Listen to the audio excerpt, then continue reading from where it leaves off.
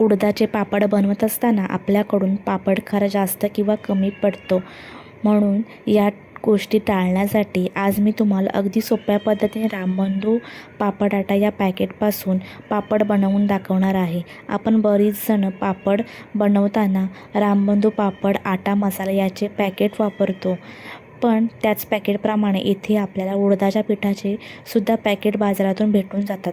या पॅकेटमध्ये सर्व काही ॲड असतं। आपल्याला फक्त जे पीठ आहे ते पाण्यामध्ये भिजवून घ्यायचे आहे आणि पापड लाटायची सुरुवात करायची आहे। चला तर मग आपण रेसिपीला सुरुवात करूया। नमस्कार, मी श्यामल पाटील, तुमचं मनापासून स्वागत आहे। इथे मी रामबंधू पापड स्पेशल पापड आटा 1 किलोचे पॅकेट घेतले आहे। हे पॅकेट बाजारामध्ये अगदी इझी अवेलेबल आहे। आता इथे मी पीठ परातीत काढून घेतलं आहे। या पिठामध्ये काळी मिरी बऱ्यापैकी असते। पीठ परातीत ओतल्यावर ते एकदा व्यवस्थित मिसळून घ्यायचे आहे आणि मग त्यामध्ये थोडे थोडे पाणी टाकून पीठ व्यवस्थित मळून घ्यायचे आहे। पापडाचे पीठ मळताना ते एकदम घट्ट मळायचे आहे। अजिबात पातळ पीठ मळायचं नाही, कारण पीठ जर तुम्ही पातळ मळतात तर काही वेळाने ते अजून पातळ होऊन जातं आणि पापड व्यवस्थित लाटले जाणार नाही। हे पीठ हार्ड असल्यामुळे खूप ताकद काढावी लागते आणि ते पीठ मळावं लागतं।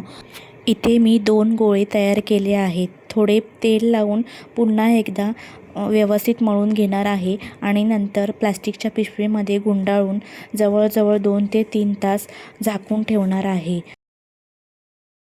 उडदाचे पीठ बनवायला खूप मेहनत लागते, कारण ते पूर्ण रेडी बनवायला 1 ते 2 दिवस जातात आणि त्यानंतर पापड बनवायचं। त्यापेक्षा रामबंधू पॅकेट आटा रेडीमेड घेतला की एका दिवसामध्ये पापड लाटून सुकून होऊन जातात। आता इथे पिठाला 2 तास झाले। आता मी मळून घेते आणि असं पसरवून घेते, ते दगडीने ठेचते, कारण ठेचल्याने कसे सॉफ्ट होतात आणि पापडही छान मळले जातात। आता इथे मी ठेचून घेते। तुमच्याकडे वरवंटा पाटा असेल त्याच्यावरती तुम्ही ठेचू शकता, माझ्याकडे नाही आहे म्हणून मी ओट्यावरती ठेचते। आता मी इथे व्यवस्थित ठेचून घेते। ठेचून झालं आहे। आता मी मळते आणि आपण कपडे पिळतो ना, तसे हे पीठ पिळून घ्यायचं आहे अगदी सफेद होईपर्यंत। त्यानंतर ते सॉफ्ट होतील आणि मग आपले पापड व्यवस्थित लाटले जातील।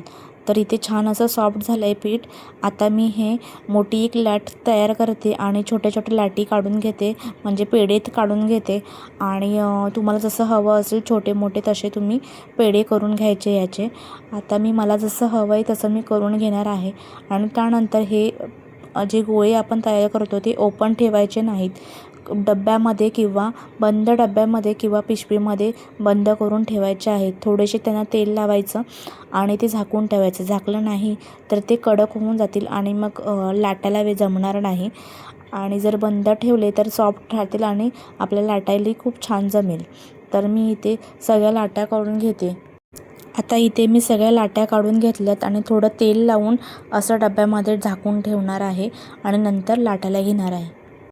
आता इथे मी पापड बनवून घेते।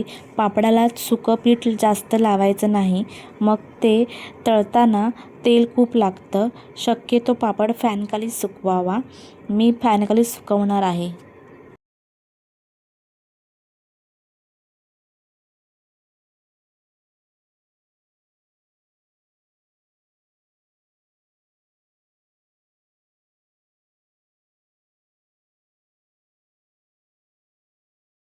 सगळ्या पापडाचा आकार एकसारखा येण्यासाठी मी झाकणाचा वापर करणार आहे, कारण माझे पापड छोटे मोठे होत होते म्हणून मी डब्याचं झाकण घेऊन ते आकार काढणार आहे।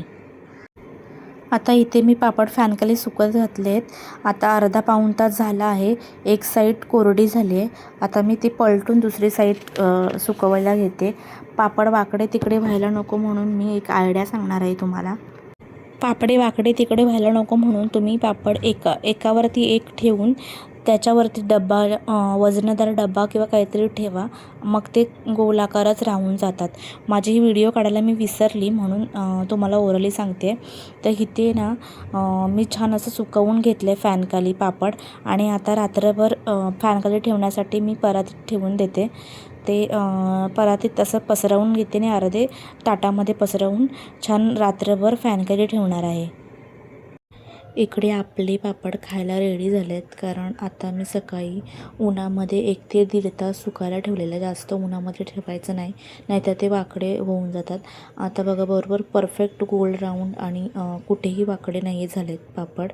खूप छान सुकलेत. आता मी त्यातले एक पापड तळून दाखवते तुम्हाला. तर इकडे आपले पापड खायला रेडी आहेत आणि आता मी तळते. ते खूप छान फुललेत आणि बबल्स पण आलेत पापडाला. आता इकडे मी एका मोठ्या बरणीमध्ये हे सगळे पापड स्टोअर करून ठेवणार आहेत. ते मला वर्षभर आता पुरतील. 140 पापड झालेत 1 किलो पापडाच्या पिठामध्ये. तर तुम्हाला हा व्हिडिओ आवडला असेल तर प्लीज चॅनलला सबस्क्राईब करा. व्हिडिओला शेअर आणि लाईक करा आणि कमेंट करून सांगा तुम्हाला हा व्हिडिओ कसा वाटला. तर बाय.